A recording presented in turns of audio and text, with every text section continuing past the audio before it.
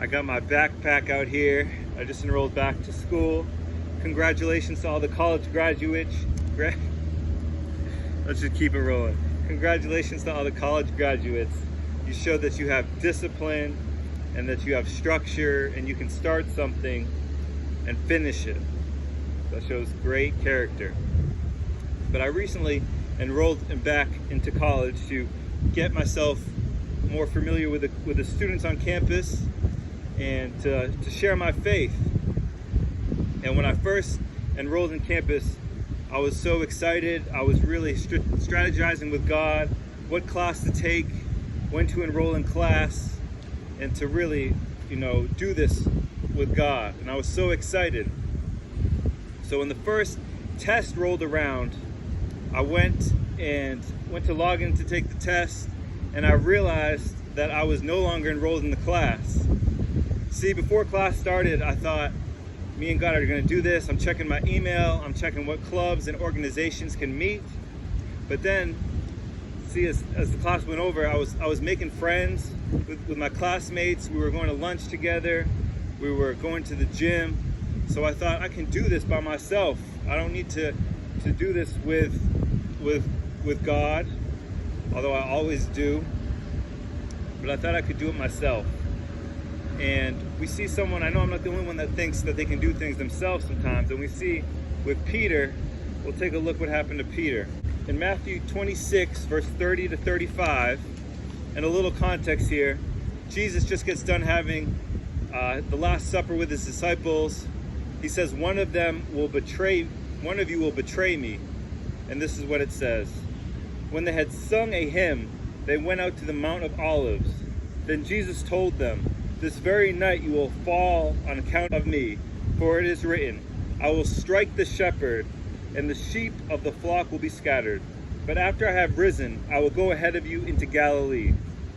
Peter replied, even if all fall away on account of you, I never will.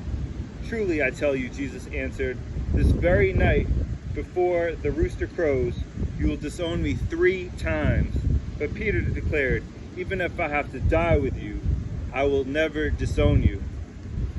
See, Peter is feeling so confident in himself, and he makes it about himself and not God. That's when he walks away from the grace of God, when we make it about ourselves.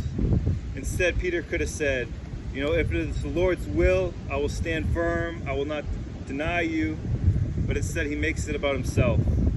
And that's what I did. I got comfortable. I ended up standing on my own strength, and we make things about ourselves. That's a weak foundation. That foundation will always blow down and crash when the storms of life come, when the storms come. But a foundation built on rock, built on the cornerstone, built on Jesus, will last through everything. Sometimes we make stuff so hard when we put it on ourselves. Right? When I found out I couldn't be in the class, I was so hard on myself, I barely slept. And sometimes we need to give ourselves grace, because we're not perfect and we need Jesus. But this idea that we walk around and we don't give ourselves grace and we don't give ourselves mercy, it weighs us down. And I have these books here, and just imagine that these books are all weights of burdens that we carry, of grace that we don't give ourselves. So maybe I didn't do what I was supposed to do, that I said I was gonna do. I showed up late to school, late to work. I got a B in my class instead of an A. I was mean to my family.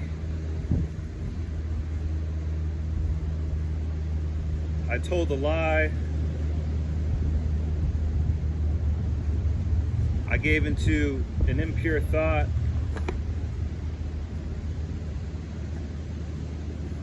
Whatever the case may be, just more sin, more burdens that we're not meant to carry, right? Burdens that we're supposed to give to God that isn't even supposed to be our responsibility. And I fill up my backpack here, and imagine these are all just burdens. These are weights that of not giving ourselves grace that ties us down. And instead of walking with the joy, instead of walking with a peace beyond understanding, we're walking with so much condemnation, so much guilt, so much shame, and it weighs us down. And Peter says, even if everyone else fails you, I will not fail you. But we know how the story goes. Peter disowns Jesus and denies him 3 times. But I want to remind you what it says, John 21, verse 15 through 17. It says, when they had finished eating, Jesus said, Simon Peter, son of John, do you love me more than these? Yes, Lord, he said. You know that I love you. Jesus said, take care of my sheep.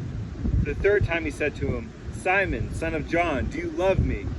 Peter was hurt because Jesus asked him the 3rd time, do you love me? He said, Lord, you know all things. Jesus said, feed my sheep. So notice what Jesus does here.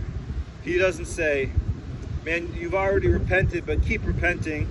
He doesn't say, you should feel sorry. He doesn't say, what happened to that promise?